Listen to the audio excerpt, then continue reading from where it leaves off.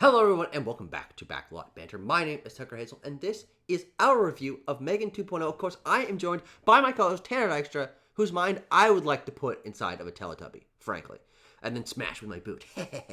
Tanner, we are here to review M3GAN 2.0, the sequel to a kind of surprise hit from Blumhouse a couple of years ago, and now they're back in Tanner, the formula.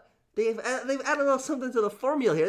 This ain't your granddaddy's M3GAN. This is a different M3GAN. This is M3GAN 2.0, This is M3GAN baby. 2.0. Oh my gosh. But of course, if you have seen this film and want to talk to us about it, feel free to join our Discord server, which has a link in the description, or you can comment your thoughts on M3GAN 2.0 in the comments section. Make sure to like and subscribe and all of that nonsense. Tanner, how do you feel about M3GAN 2.0? Tucker, I'll just come out and say it. M3GAN 2.0 didn't really do anything for me, I'll be honest. I didn't find myself enjoying this film a whole heck of a lot. I think the first M3GAN is okay, pretty fun, but like not exactly something that's entirely for me. But I found like the creation, the formation of the M3GAN character and like the viral sensation that they ended up making out of that a little bit pretty interesting. Yeah. And I think that is like tattooed and advertised all over this sequel. Sure. And it's a little too heavy-handed for me. It smells a little bit of desperation to me. The characterization and the mood of this film, I would say, as it transitions fully away from like a techno horror and into like a action comedy, basically. This is an espionage I think movie. it is. I think it loses a bit of its identity in trying to like play into, hey, maybe we don't need to do a horror franchise. Maybe we can do like an action franchise out of this thing. I think it loses some luster for me. I didn't find myself laughing once at this movie, and I think we'll talk about that a little bit with our theatrical experiences of it, because I think, as we talk about oftentimes with comedies, that can play a lot into your experience with it. I also will say that like I think none of the performances are really doing anything for me either. I think some of them are outright bad in this movie. I agree. And I'll talk about that. I think we probably have one that we're sharing in our minds. Probably. And yeah, like I think the action is pretty lackluster here. The story is pretty overstuffed for my liking and for me being able to follow what is happening. But I don't mean to dog on it too much. I'll have plenty of time to do that in the rest of the review. Yes. Tucker, what do you think? What do you think? Tanner, spread that dog out. That's right. Well, like M3GAN did when she killed it in the first movie. Remember that? I kind of forgot about that, but they bring it up, and I was like, oh yeah, she did kill a dog, didn't she? She did kill a dog. So I think this is a crazy movie for them to have made. Because I don't really know who this movie is for, except for people who didn't like the first movie or didn't see the first movie. I'm in neither of those camps. I saw the first movie, and I liked the first movie. And I'm surprised to say I liked M3GAN 2.0 quite a bit, because what a crazy way to take a sequel for a horror movie. Honestly. What are you doing here? And walking into it, telling my friends and family members that I took to this, that it's a horror movie, it's a Blumhouse movie. You know, M3GAN killed some people in the first movie. All I could really do was give them some context from the first film. And then we come out the other end, we're like, that wasn't what I expected at all, but I kind of liked it still. I see. So for me, as a film goer that is always interested in a series taking a little bit of a bolder creative choice, a sidestep, I think this actually ended up working for me quite well. And this is what M3GAN, I think, kind of always should have been, maybe, because one of the problems that we had with that first film is that it was a horror movie, and in these short horror sequences, you weren't able to see very much because it was a PG-13 horror movie. And so there wasn't really much gore. They were cutting away from the kills and things, and they were there implied. But it was much more about M3GAN as a character and her personality and the techno aspect of it that made that film feel distinct. And so leaning away from bloody kills and horror sequences and into M3GAN's personality and the techno aspect of it, I think brings this movie a little bit more of a distinct flavor. It slots it into more company of, like, I don't know, like Mission Impossible or like Like, I mean, kind of. It's in Yeah. its own. It's in its own wheelhouse where it's like a mixture of action, comedy, horror, thriller. But I ultimately do think it obviously it worked if I liked the movie. Because I disagree with you. I think the action's really good in this movie. I think the choreography especially is like impressive.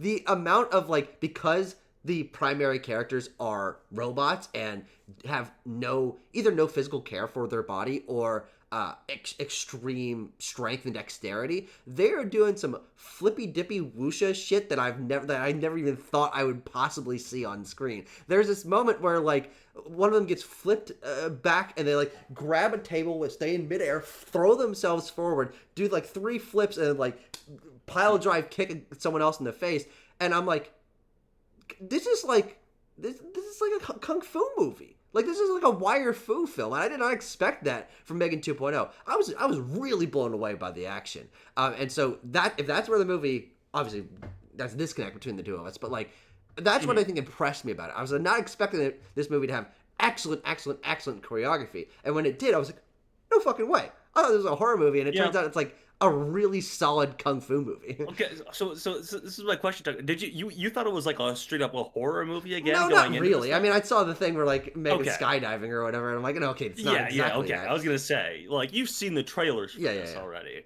And, you know, I was obviously, I don't know if you heard this going into it, but like they were really harping on with the social reactions and everything like that, harping on, or maybe even like the creative team coming out in interviews and being like, this is like the T2, the Terminator 2 of the M3GAN franchise. Yeah, sure. It is. And frankly, after seeing the movie, it's a little offensive to invoke Terminator 2 in reference to this movie. Yeah. For a number of reasons, quality wise and like in like the construction of the film otherwise. Yeah. But what I will say is this. Choreography, sure, fine. I found myself even being a little impressed at some of the feats that they were able to pull off with stunt performers or whatever in this movie. I don't think that Gerard Johnstone is an action director, and especially talented action director. So I think that's maybe where the disconnect was for me in watching these sequences, where I felt they were, maybe a little bit weightless. Like, I understand, like you kind of talked about, they're going for maybe some like wuxia wire fu sort of influence here. But even those, like, you can feel the impact a little bit more than I think you can in the action of M3GAN 2.0 for the most part. I think that it fully clicked in for me, the fights and the aesthetic of the film. In like the last 20 minutes, I actually found myself being like, okay, I'm like getting behind this now. But then the movie's basically over at that point. But like, I think that's when it fully hits its stride a little bit with the antagonist Amelia in like her power armor, and then we get to see Gemma, Allison, what's her name? Allison Williams, thank you. In the exosuit thing with M3GAN like in her brain taking over her body. I'm like, this is what I was kind of hoping for the entire movie. Was I'll say, I'll get to my little bit of my T2 thing that I said earlier a little bit, like the human characters feeling important to the story of this film a little bit, rather than me just thinking like, I mean, M3GAN could be doing all of this on her own. I don't see why they need to be sitting in a van talking to M3GAN the entire time. Sure. It gives in T2 like not Edward Furlong, John Connor and Sarah Connor are like in the shit with the Terminator. Boom, they're there the whole time. And for me, and like that doesn't happen until the very end of M3GAN 2.0. I mean, well, here's the thing. This movie is like 3 long sequences. There's not a lot of that's a good point. Not a ton of variety in this movie, which is neither here nor there. It means that the sequences are very thoroughly explored. I think it does mean that this movie feels like it's paced a little bit weirdly. As we were reaching the last act, I'm like, already? What the fuck? Yeah, we're here. But I disagree with you because they're very much in the shit for the the bunker laboratory scene, which is the last 35 minutes of this movie. Like all of them are in some way involved or in danger or hiding behind things. And then they're also, for the most part, very much involved in the AI show, the AI like convention scene. Like they're dodging shit and getting shot at and stuff. And so I don't know if I fully agree with that, but I mean, I'm not saying that I love the way that the human characters are implemented in this movie. But I think this movie has one major scripting problem. Is it has to. Well, I'm sure you can bring up multiple, but let's stick with this first one for now. Major scripting problem of M3GAN always knowing what to do, and the other characters not wanting to believe it because she was evil in the last one. But M3GAN is actually thinking 4D chess and actually has a plan here, and so the movie just kind of goes through this cycle of like, M3GAN's here. We can't let her help her. We can't let her help us, and we can't like give her what she wants. And then half the scene later, they've agreed to help her. And the movie goes through this cycle a number of times where it certainly got tiresome at a point. And it meant that I was just like, I mean, I don't really know particularly what anyone feels about this exact thing. I mean, I guess they all feel like not quite sure about what's going on. But it's not a particularly satisfying character dynamic because, again, it goes through that cycle many times.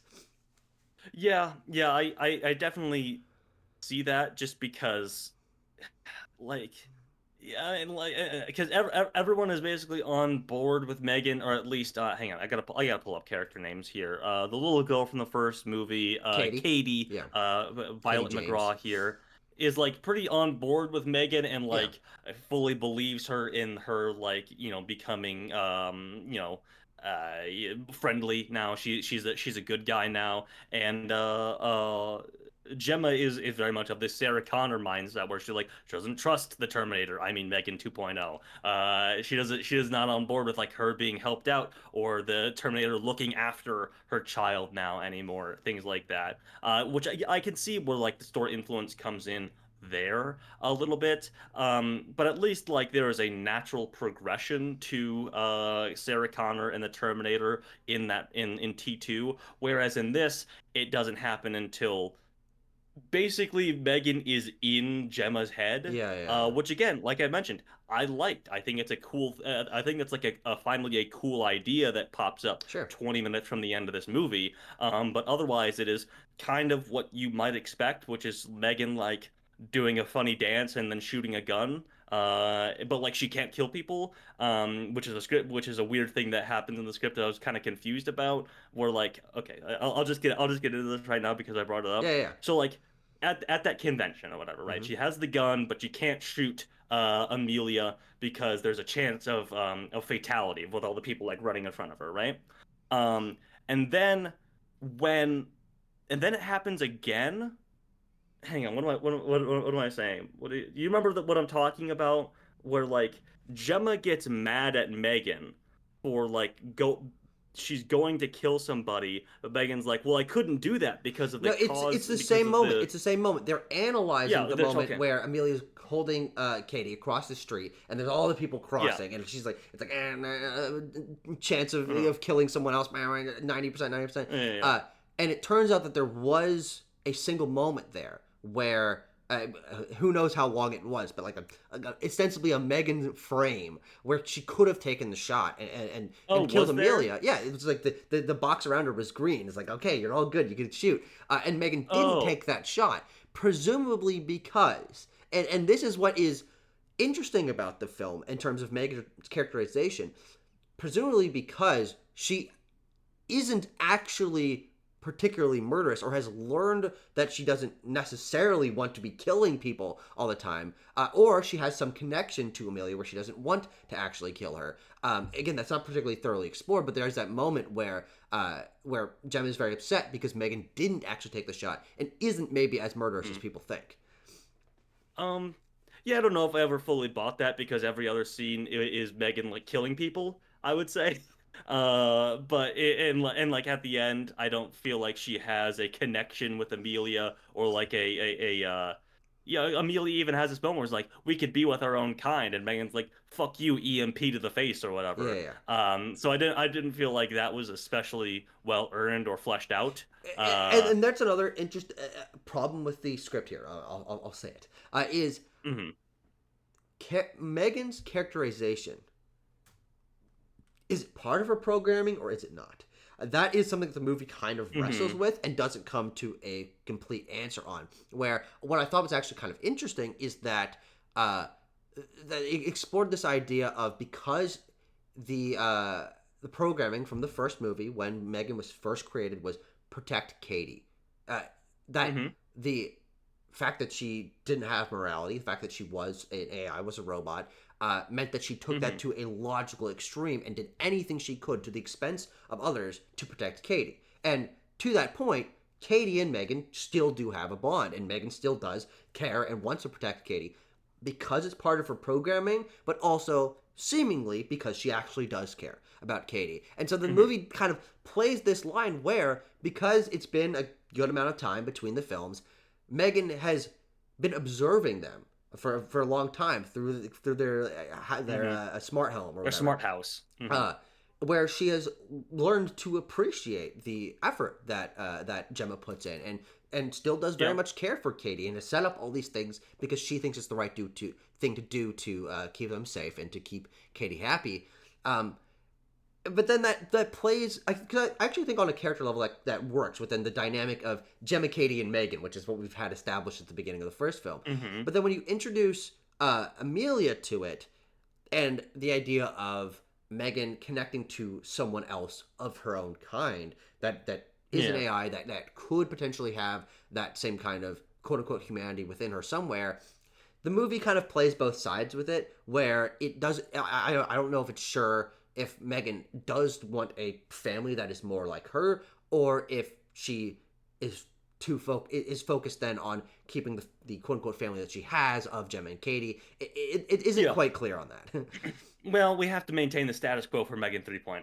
Yeah, Is kind of Megan the is thing Clippy there. now. She exactly. She is literally just Clippy at the end of this movie. Yeah, Didn't think you got rid of me, huh? wink. Anyway, did we save the world? The Megan humor, I think, also kind of sucks in this movie for me. Like I understand. I think back to the first film rather, and I'm like, yeah, I guess the comedy and the quote unquote campiness of it came from the fact that she was like murderous and scary and Yeah, also sort of cracking these exactly. jokes, Yeah, but now she's supposed to be like relatable and like, oh man, don't we all love Megan? Don't you, audience member, yeah. don't you love No, no, Megan? I agree with Don't that. you dress up in Megan costumes and love Megan? They cut that guy out of the movie, by the way. Remember the part in the trailer where there's the guy dressed up as Megan Oh, being sure. like, she's a badass bitch or whatever. Yeah. Like there's like a Megan rally or something. He's not in the movie. That's not in the movie. What was that supposed to be? Yeah, that was weird. Um, but Release the it's a Megan lot of cut. it's Release the exactly Johnstone that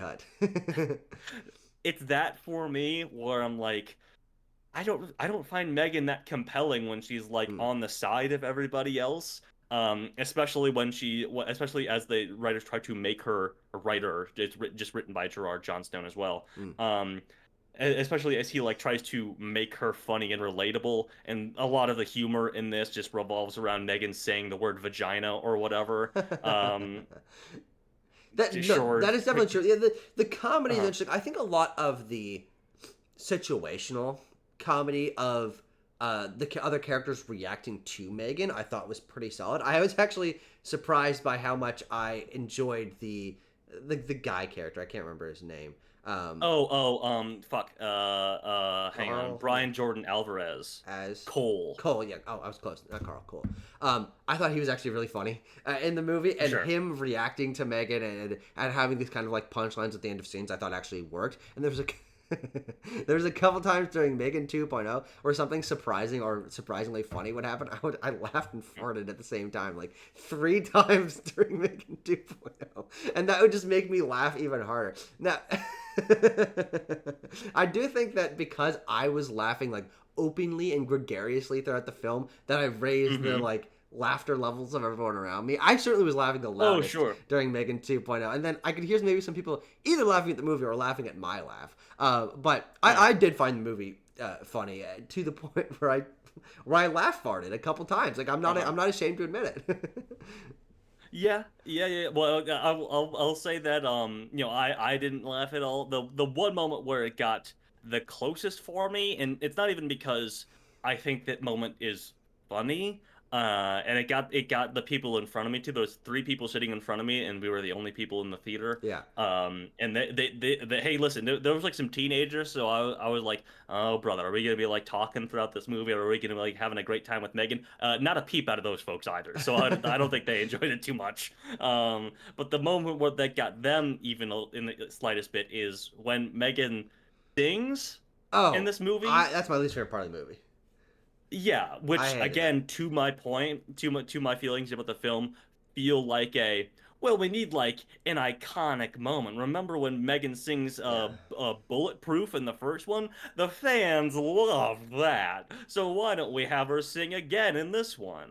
Hmm. And she sings like some song about like being a mother or whatever, which I'm sure will play very well with everybody on Twitter. Her Oh, there's moments like that where I'm yeah. just like designed for Sure. like Twitter clipping and like standing like artificially propping up Mm. like the fandom of Megan a little bit, or like she's dancing and she's got a cunty bob, and don't you love this, you idiots? Like all this stuff. Whoa, Um, I think, Tanner, anyway, congratulations. I yeah. think that's the first time the word cunty has been used in the 5 years of us doing movie reviews. Hey, listen, I'm just adopting Twitter language, okay? I'm just doing it. Or TikTok language, I suppose, as Yeah, well, but with like a V instead of the U, because to get around the darn censors. stop while you're Um, behind, uh, please. sorry. Uh, what else do I think about Megan 2.0? Let's see Tanner, here. let's talk Yeah. about the worst Okay. aspect of this film, Oh, oh, yeah. which is my guy, Oh, Christian, the villain of Megan yes, 2.0, yes. giving the flattest performance I have ever had the displeasure of witnessing in cinematic history. It is Oh so bad. my It is God. laugh-worthingly. That's not even the word. It made me Laugh-worthy, yeah. laugh-worthingly bad. Uh, I don't know what I'm saying. There were just moments here where like he would enter a room and all the energy would be just sucked out of it. He would deliver a line, and be like, "No, don't do that, Gemma." Well, Gemma, I think what you misunderstand is that I'm trying to save the world here. Innovation. Like, where did we fucking find this I guy? What the he's hell? he's so bad, and he also is another thing where it's like, okay, boyfriend character, which by the way, what a Yep. terrible implementation of that plot line. I never Yeah. feel like there's any chemistry between the two of them or history or anything. We get this scene No. where Christian is at the house with them and like, oh, how was school today, Katie, or whatever. And I'm like, get out of here. You're not a part of this gang. Yeah. But then it's Yeah. like, oh, the most obvious plant of a guy who's going Yes. to end up being bad that I've ever seen in my life because he has no personality. He's got no riz, hmm Tanner. And when the turn comes that he's the villain, I'm like, well, frankly, that just makes this movie worse because it means that any tension that they're supposed to feel against our core cast, I now have to consider that he's the one planning it, and I don't buy that for a goddamn second. And also, like, his plan.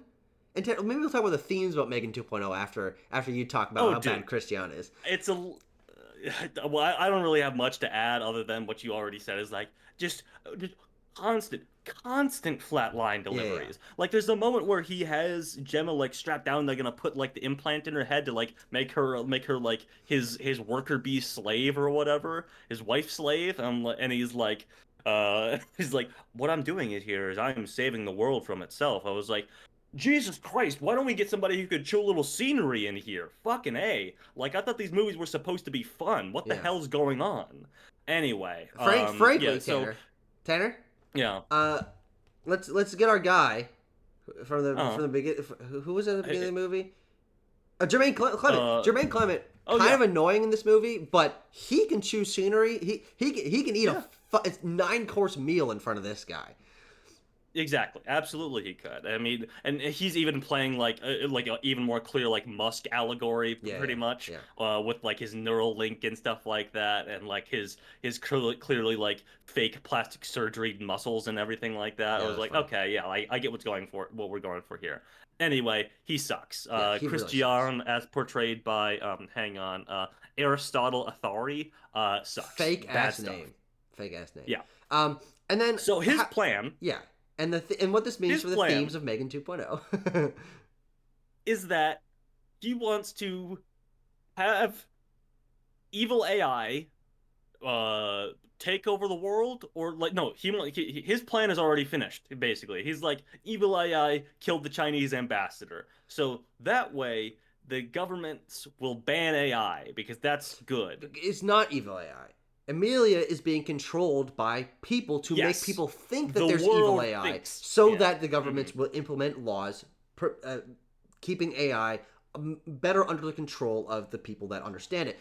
And here's where Hmm. this movie is fascinating to me, is because the movie starts off with Gemma's character writing and doing TED Talks ostensibly about her experience with M3GAN, creating this thing, the Hmm. dangers of AI, the dangers of parenting through technology. Technology and parenting. Yeah, Yeah. which is actually, I think, pretty interesting for her character and her Sure. role as a mother and her dynamic with Katie and Katie's desire to want to explore technology, but Gemma having an understanding of this and like keeping that balance of like, no, you can't be on your iPad all the time. I think that's Hmm. actually pretty interesting, and the movie does play pretty solidly into that. And then it takes this interesting twist where then it's like, no, like it kind of feels like the movie's like, oh, people who want to ban AI are stupid, actually. Like, look how dumb they are. Yeah. It takes this really lame centrist fence-sitting But position no, that but Tanner, like, it doesn't hey, actually, because then the end of the movie is okay. that it was the bad guy who was just doing it in the wrong way to try to get AI, better legislation about AI. The movie Uh-huh. ultimately, by the end, is about how legislation of AI is important, and we need to be. And I think this is an interesting, if maybe a little bit Mm. flowery thematic point to end on, is that we need to be better parents to the AI. We need to guide Oh, it better. We need to yeah. shape it better. And I'm like, okay, because what I think is interesting is accepting of the fact, and I think this is an interesting point in the time this movie is released, accepting of the fact that Hmm. AI is a part of our world now. We can't put that genie back in the Here to bottle. stay. Yeah, Yeah, sure. and so instead of trying to get rid of it completely, we need to shepherd it better. We need to craft it better so that, and this is a point that the movie says, that if it were to become sentient, it actually understands us a little bit better, and which is like, that's just some weird forward projection, but the movie is ultimately about how legislation of AI and making sure that it's not taking over every aspect of our lives is a good thing. And so Hmm. they're like, oh, okay, actually, huh. But the movie like has this moment in the middle where I'm like, does the movie think that people that want to legislate AI are stupid See, and no, evil? that's not even the point that I was gonna make. The weird centrist thing is I think honestly the note that it kind of ends on, where it's like, well, AI, we just need to use it in the right way. That's Yeah, all we need to do. And I was like, yeah, sure. Okay. That's our lesson. That's our takeaway. Is the thing that everyone can agree upon all mm-hmm. the time is that AI should quote unquote be used better, Yeah, and yeah, that it yeah, should yeah, be taught better. yeah, I'm yeah. What like, does that mean? by Yeah, who? Meaning what? yeah, of course. No, definitely, Uh, definitely. so, pretty lame in my book, Yeah, all things considered. Um, um, I'm just trying to think if there's literally anything else. Amelia Tanner. Like I said, I kind of enjoyed like the end of this movie Yeah, when Amelia again is in like her power armor, and they're kicking ass that way and things like that. Because honestly, it's when Allison Williams, who I would contend is the only compelling screen presence in this yeah, entire film, mm-hmm. gets to like actually have fun, cut loose, do Yeah, stuff instead of being like, M3GAN's evil. We need to stop M3GAN. Don't trust M3GAN. yeah, I can't yeah. believe I'm trusting M3GAN right now. Like that stuff that she basically does in the first Yeah, movie too. yeah, definitely. No, Um, the last act I think is definitely best part of it. I think the movie gets better as it goes, because I think that the opening act before M3GAN has returned is really slow, and the human characters are the hmm, least interesting parts of the film. Um, the sequences with Amelia at the beginning are fine, but not particularly remarkable. And then M3GAN comes back, introduces a little bit of spice. I'm like, okay, this is definitely better than what we were dealing with hmm, beforehand. And then the team, quote unquote, coheses, and they end up in this hmm. situation by the end. There's like act 3A and an act 3B, where like partway through is the Christian villain reveal. Yes, So I think the movie gets better as it goes. Um, sure.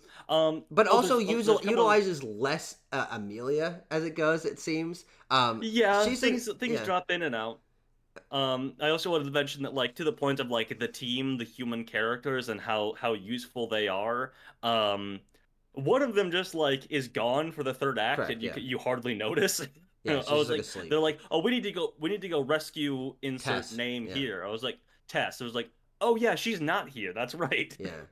And I was like, boy, that's kind of speaks volumes, I think. Uh, anyway, I had something else. Hang on, Tucker. Is there anything else that you want to bring Well, up? we didn't really talk about Amelia. Amelia is Oh, sure. interesting as an antagonist, in that it's actually an actress portraying this character. There's not There is. prosthetic. It's not. Yeah. It's not like Jenna Davis where she like clearly has a mask on or whatever. Yeah. This is Ivana Sakno, Yeah. who is just straight up playing Amelia. Yeah, and for what she does and the screen time she's given and the no characterization that she's given is totally fine. But I think I would have wanted Amelia to be a stronger presence in the film. I think the movie diverts its attention by having Christian, obviously, and that whole like reveal behind her makes Amelia a character that I don't really know what the character wise is the point of. Like, I understand that she's a part of Christian's plan, but like, is Amelia a character? Like, all these actions and the personality technically were controlled by this team that he has. So like, there's even, and then by the end, then there's this moment when because she technically has Megan's AI somewhere in the back, Katie pairs with her, and that goes away really quick. Amelia is like a Deus Ex Machina for them to kind of do what they want with her. And so I was hoping for a more compelling villain premise and characterization from specifically Amelia. And the movie's just not particularly concerned with that. Yeah, she is by the end of the movie literally a Deus Ex Machina, a god in the machine when she like uploads the master AI into her, and she what's the deal with this?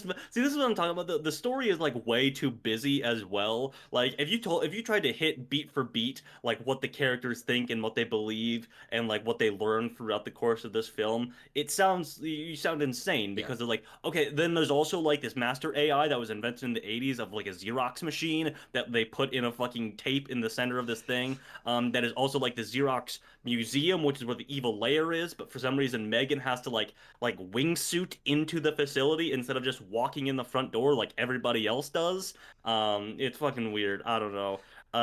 To that point, and here's why I'll end and then give my score.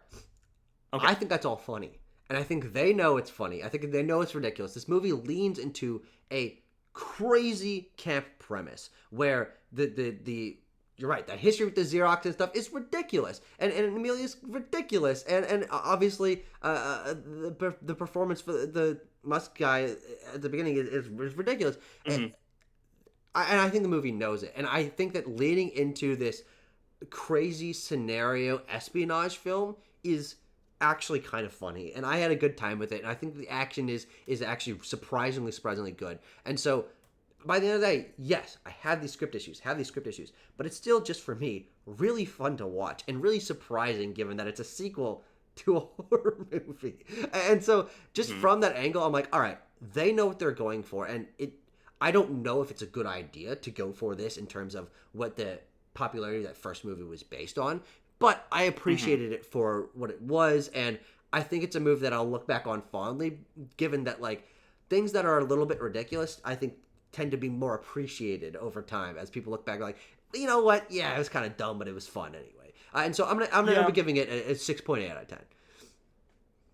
Yeah, I guess for me, I just go back to that point of like it all feels far too manufactured. Sure. The ridiculousness, the zaniness, the campiness. I'm like, I can't imagine how many times that word was thrown around in the boardroom meetings around this. It's like, how do we make it campier?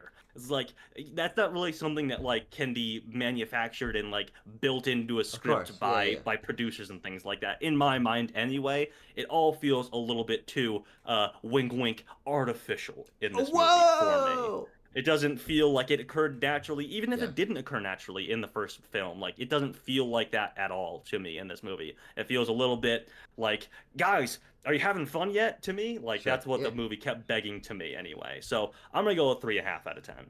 Well, there you go, everyone. Our very in-depth thoughts on M3GAN 2.0. If you enjoyed it, if you didn't, let us know, and we'll see you next time.